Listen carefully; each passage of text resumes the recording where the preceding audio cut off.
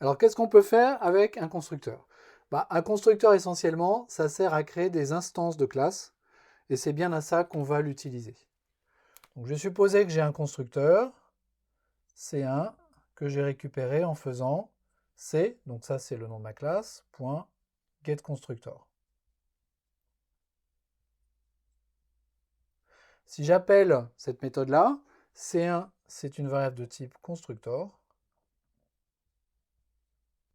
et C1 pointe en fait vers le constructeur vide. Constructeur vide qui peut être écrit explicitement dans la classe ou qui peut être le constructeur vide par défaut, c'est-à-dire celui qui n'est pas écrit quand il n'y a aucun constructeur dans la classe. Comment est-ce que je fais pour créer une instance de user? Je fais tout simplement c1.newInstance.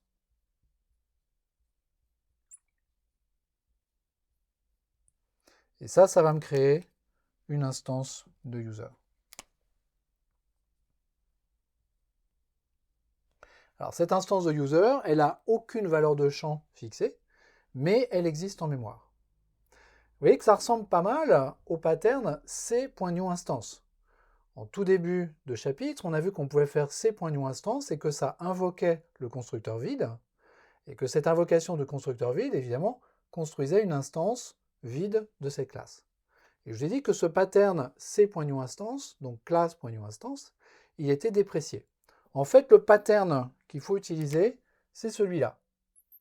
Donc plutôt que de faire class.newInstance, on fait class.getConstructor, sans paramètre, .newInstance. Et là, il y a un checking de sécurité supplémentaire qui est fait, qui permet de dire tout de suite, est-ce qu'on a le droit de voir ce constructeur vide ou pas? Est-ce qu'on a bien accès à ce constructeur vide ou pas? C'est ça la différence entre ce pattern-là, qui est le pattern que l'on préfère maintenant, et puis l'ancien pattern qui permet d'invoquer newInstance directement sur la classe. Je vais me créer un deuxième constructeur, C2,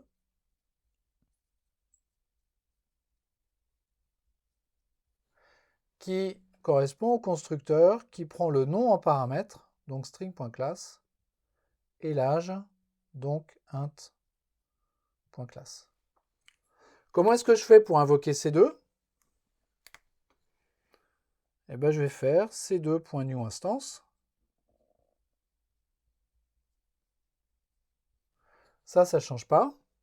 Et je vais devoir passer deux paramètres à la méthode newInstance. Un paramètre de nom,